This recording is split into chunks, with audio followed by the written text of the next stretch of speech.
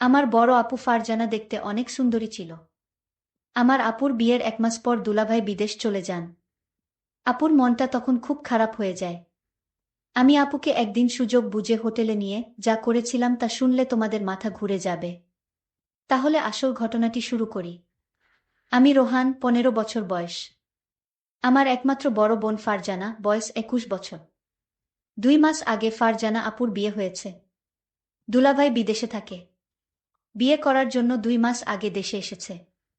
ফারজানা আপুকে দেখেই তার পছন্দ হয়েছে, তাই দেরি না করেই তড়িঘড়ি করে বিয়ে করেছে। আমাদের অর্থনৈতিক অবস্থা খুব বেশি ভালো না। বাবা একটা ছোট বেসরকারি প্রতিষ্ঠানে কাজ করেন। ঢাকা শহরে থাকা খাওয়ার খরচ সামলানো কঠিন। তাই দুলাভাই এর মতো একটা ভালো ছেলেকে পেয়ে বাবা আর মা কোনো দেরি করতে চায়নি।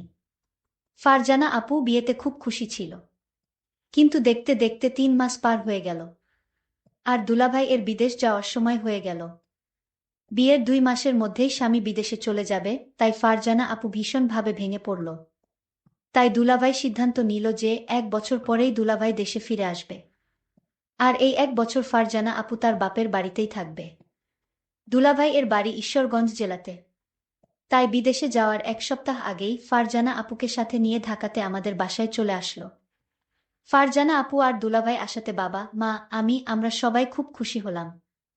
দুলাভাই আর ফারজানা আপুর সাথে আমি খুব আনন্দের সাথে সময় কাটাতে লাগলাম।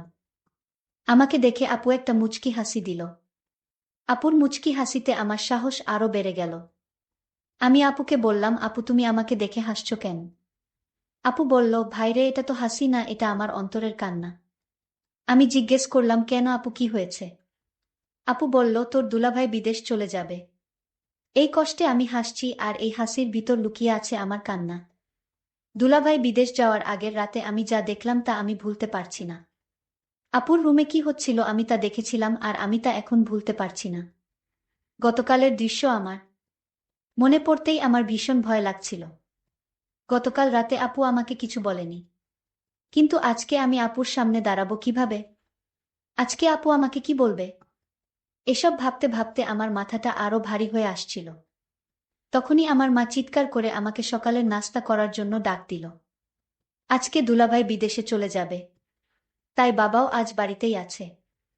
আমি আমার রুম থেকে বাহিরে এসে দেখি বাবা, মা, দুলাভাই আর ফারজানা আপু ডাইনিং টেবিলে বসে আছে।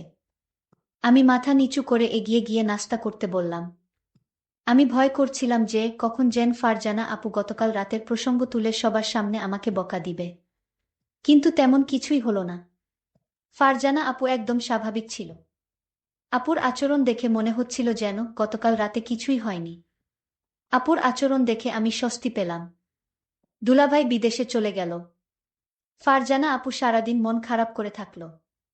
সেদিন রাতে প্রায় 12:30টার দিকে আমি আমার রুম থেকে বাহিরে এসে দেখি ফারজানা আপুর রুমের জানালা খোলা, আর রুমের ভিতরে লাইট জ্বলছে।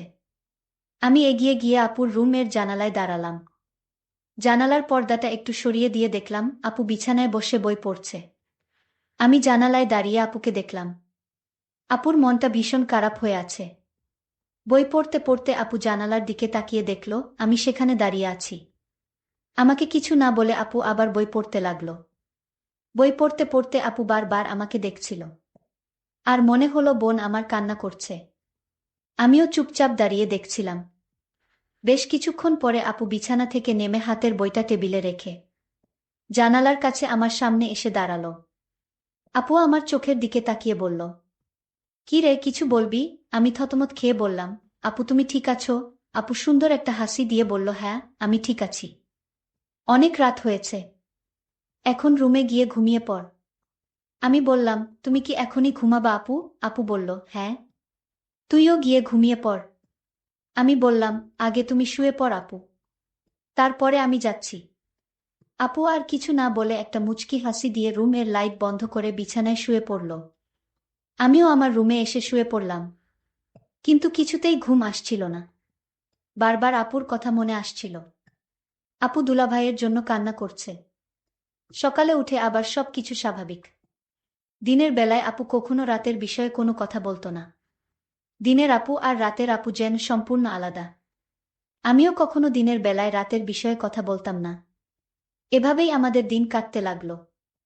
দিনের বেলায় আমরা দুই ভাই বোন স্বাভাবিক আচরণ করতাম, কিন্তু প্রতিদিন রাতে আমি আপুর রুম এর জানালায় গিয়ে আপুকে দেখতাম। কোনো দিন আপু জেগে থেকে বই পড়ত বা টিভি দেখত, আবার কোনো দিন আমি যাওয়ার আগেই আপু রুমের লাইট বন্ধ করে ঘুমিয়ে পড়ত। প্রায় ৬-৭ দিন পরে একদিন রাতে আমি ফারজানা আপুর রুম এর জানালায় গিয়ে দেখলাম আপুর রুম এর লাইট জ্বলছে, কিন্তু রুমে আপু নাই। আমি রুমের চারিদিকে তাকিয়ে দেখলাম, আপু কোথাও নাই। হঠাৎ আপুর রুমের বাথরুম এর দরজা খুলে গেল। আপু বাথরুম থেকে বাহির হয়ে আসলো। আমি বললাম, আমার ঘুম আসছে না আপু। আপু বলল, বেশি রাত জাগা শরীরের জন্য ভালো না, যা গিয়ে শুয়ে পড়। পরের দিন আমার বাবা আর মা সারাদিন চাচার বাসায় থাকবে, রাতে ফিরবে। আজকে শুধু আমরা দুই ভাই বোন বাসায় থাকব। তখনই ফারজানা আপু আমার রুমে এসে বলল, কি করছিস রোহান? আমি বললাম, কিছু না আপু, এমনি বসে আছি।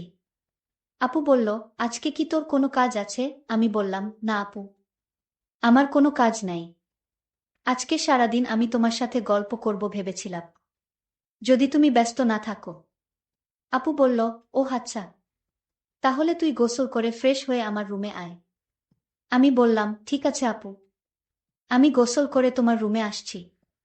আপু চলে যেতেই আমি তাড়াতাড়ি গোসল করে আপুর রুমে গেলাম। আপুর রুমের দরজা খোলা ছিল। আমি আপুর রুমের ভিতরে ঢুকে দেখলাম আপু রুমে নাই। খেয়াল করলাম আপু নেই। আমি পাশের রুমে চলে গেলাম, সেখানেও আপু নাই। তাহলে আপু কোথায় গেল? আমার ভীষণ চিন্তা হচ্ছে। হঠাৎ লক্ষ্য করলাম আমার রুম আপুর গলার আওয়াজ আসছে, মনে হচ্ছে চিৎকার করছে। আমি অবাক হয়ে গেলাম, কিসের চিৎকার আসছে আমার রুম থেকে। আমি আমার রুমে যেতেই দেখলাম রুম ভিতর থেকে লক করা। আমি জানালার পাশে গেলাম, গিয়ে দেখলাম সেখানেও জানালা লক করা। আমার মন চাচ্ছে জানালা ভেঙে ঘরে ঢুকে পড়ি। কি হচ্ছে রুমে? আমার বোন এমন চিৎকার করছে কেন? আমি কোনো উপায় না পেয়ে দরজাটা ভাঙার চেষ্টা করলাম, কিন্তু দরজা কিছুতেই ভাঙতে পারছি না। অনেক চেষ্টার পর দরজাটা ভেঙে ফেললাম। দরজা ভেঙে রুমে ঢুকার সাথে সাথে যা দেখলাম তা দেখে আমার মাথা ঘুরে গেল। একটি ছেলে রুম থেকে জানালা দিয়ে পালিয়ে গেল। তাদের অনেক বুদ্ধি। আমি দেখলাম জানালা দিয়ে যেন পালাতে পারে সেই জন্য আগে থেকেই প্রস্তুত করে রেখেছে। আমি আপুকে জিজ্ঞেস করলাম, আপু তোমার রুমে কে ছিল? আপু বলল, সেই জবাব কি তোকে দিতে হবে? আমি বললাম, আপু তুমি আমাকে ছোটবেলা থেকে অনেক স্নেহ করো, আর আমি যখন যা বলছি তাই করেছ। আপু তুমি আমার সাথে লুকিও না, এই ঘরে আর কে ছিল? বলো আপু, আমি জানতে চাই জানালা দিয়ে কে পালালো। আমার বোন কোনো উত্তর না দিয়ে আমাকে বলল, শোন, তুই আমার কাছে আজ যা চাবি তাই পাবি, কিন্তু তুই আমাকে অন্য প্রশ্ন করিস না। আমি ভাবলাম আপু কি বলতে চায়। আমি যা চাইবো তাই পাবো। আমি আপুকে বললাম, আপু ঠিক আছে, আমি তোমার কাছে একটা জিনিস চাইবো, তুমি কি দিবে? আপু বলল, বলেই দেখ না আমি দেই কিনা। আপুকে কথাটা বলতে আমার খুব ভয় হচ্ছিল। আমি আমতা আমতা করে বললাম, আপু আমি তোমারে নিয়ে দূরে কোথাও ঘুরতে যাব। আমি বাড়িতে তোমাকে আমার মনের কথাটা বলতে পারবো না। দূরে গেলে বলতে পারবো। আপু বলল, কতটা দূরে যেতে হবে? আমি আপুকে বললাম, কক্সবাজার গেলেই হবে।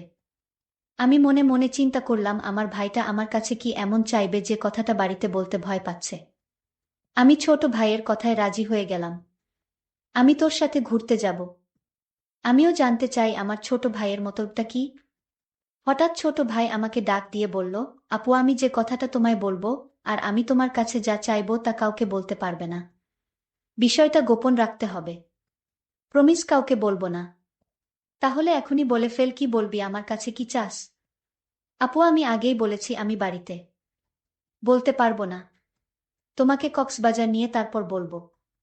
ঠিক আছে আমার লক্ষ্মী ভাই, তাহলে চল আজই আমরা কক্সবাজার চলে যাই। আপুর কথা শুনে আমার খুব আনন্দ লাগছে, আবার অনেক ভয় লাগছে। তাহলে চলো কালই আমরা কক্সবাজার চলে যাই। পরের দিন সকালে আমি আর আমার আপুকে নিয়ে কক্সবাজার রওনা দিলাম। আমরা সকল ৮টায় বাড়ি থেকে কক্সবাজারের উদ্দেশ্য নিয়ে রওনা দিলাম। আমরা প্রায় রাত ৮টায় কক্সবাজার গিয়ে পৌঁছলাম। সারাদিন গাড়ির জার্নিতে শরীরটা আমার অনেক ক্লান্ত হয়ে গেছে। আমার চোখের পাতা কিছুতেই খোলা রাখতে পারিনি। আমি ঘুমিয়ে পড়লাম। মানে আমার আপু ঘুমিয়ে গেল। আমি আপুকে বললাম, আপু কিছু খাবে না? আমি বাহির থেকে খাবার নিয়ে আসি। আপু বলল, না আমি কিছুই খাবো না। তোর ইচ্ছা থাকলে তুই হোটেল থেকে খেয়ে নে। আমি বললাম, আপু তোমাকে রেখে আমি কি খাইতে পারবো? আপু বলল, ডিস্টার্ব করিস না, আমি ঘুমাবো, তুই যা পারিস তা কর। বেন বেন করিস না, কাল কথা হবে, এখন ঘুমা। আপুকে ঘুমের মধ্যে অনেক সুন্দর লাগছিল। আমিও ক্লান্ত শরীর নিয়ে ঘুমিয়ে পড়লাম। পরের দিন সকালে ঘুম থেকে উঠে আমরা সমুদ্র সৈকতে ঘুরতে গেলাম। সারাদিন ঘুরলাম। এবার আপু আমায় প্রশ্ন করল, আচ্ছা রোহান, তুই কি ভুলে গেছিস? তুই আমাকে কেন কক্সবাজার নিয়ে আসলি? আরে আপু, ভুলি নাই, আজ রাতে বলবো। আপু, যদি তুমি আমার কথা না রাখো তাহলে আমি কিন্তু ওই দিনের রাতের ঘটনাটা ফাঁস করে দিব। আপু তখন আমার দিকে রাগান্বিত চোখে তাকিয়ে বলল, রোহান, আমি কি না করেছি তোর কথা রাখবো না? তারপর সন্ধ্যা হয়ে আসছে, আমি আপুকে বললাম, আপু চলো হোটেলে যাই। রাতের খাবার হোটেলে খেয়ে তারপর আজ আমরা হোটেলেই থাকব। আপু তখন বলল, হোটেলে কেন? এখানে তো তোর দুলভাইয়ের ছোট ভাইয়ের বাসায় থাকতে পারি। আর আমরা তো গতকাল এখানেই ছিলাম। আমরা কেন শুধু শুধু অযথা ভাড়া দিয়ে হোটেলে থাকব? আমি বললাম, হোটেল না থাকলে যে আমার মনের কথাটা বলতে পারবো না আপু।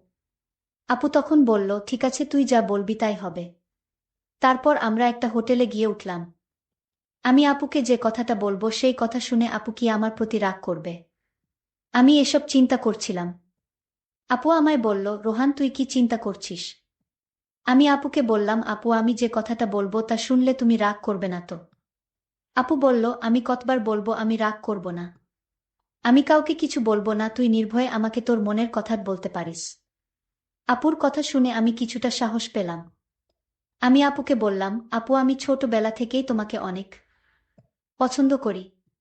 আর দুলাভাই বিদেশ যাওয়ার পর থেকে আমি লক্ষ্য করছি তুমি সবসময় মনমরা হয়ে থাকো। আমি তোমার কষ্ট বুঝি। তুমি চাইলে তোমার কষ্ট আমি দূর করে দিব। আপু বলল, তুই আমার কষ্ট বুঝিস? আরে আপু, ছোট থেকে আমরা একসাথে বড় হয়েছি। আমি তোমার মনের কথা না বুঝলে কে বুঝবে? আমি জানি তোমার ভিতর কিসের অভাব কাজ করছে। ছোট ভাইয়ের কথা শুনে আমি কিছুটা আশ্চর্য হলাম। বলে কি, সে আমার মনের খবর সব জানে? আচ্ছা বেশি কথা না বলে তুই বল, আমার কাছে কি চাস? আপু আমি ছোটবেলা থেকেই তোমাকে আমার পছন্দ, আর তাই আমি তোমার সাথে। বল, থেমে গেলি কেন? আমার সাথে কি? আপু আসলে আমার বলতে খুব ভয় লাগছে। আরে বাবা, এত ভয় করলে কি চলে, কি বলতে চাস বলে ফেল। আপু আমার রুম থেকে যে একটা ছেলে পালিয়ে গেছিল সে কে ছিল আপু? আরে ও হচ্ছে আমার স্কুল ফ্রেন্ড। তার সাথে তুমি কি করছিলে আপু? আপু বলল, আমি বলতে পারবো না। তুই কি বোকা, কিছুই বুঝিস না? আমি কি করছিলাম তা কি আমার মুখ থেকে শুনতে হবে? হুম আপু, তোমার মুখ থেকে শুনতে চাই। তুমি বললে আমি অনেক খুশি হব আপু। আরে পাগল ছেলে, সেটা কি বলা যায়? সেটা তোর বুঝে নিতে হবে। আমি বুঝেছি আপু। তাহলে তো হলোই। আপু আমি যা মনে মনে বুঝে নিলাম তা আমি করতে চাই। ঠিক আছে, আজ আর কোনো কথা নয়, যা হবার কাল হবে। আপুকে বললাম, আপু কাল হবে তো? আমার কথা রাখবে তো? আমি বললাম, আমি কি তোর সাথে মিথ্যা কথা বলেছি? আমারে কি তোর বিশ্বাস হয় না? যদি বিশ্বাস থাকে তাহলে এখন ঘুমা, কাল সব হবে। প্রিয় বন্ধুরা, আজ ব্যস্ততার জন্য গল্পটি শেষ করতে পারলাম না। বাকি ঘটনাটি আগামীকাল আপলোড দেওয়া হবে। সেই পর্যন্ত সবাই ভালো থাকবেন, ধন্যবাদ।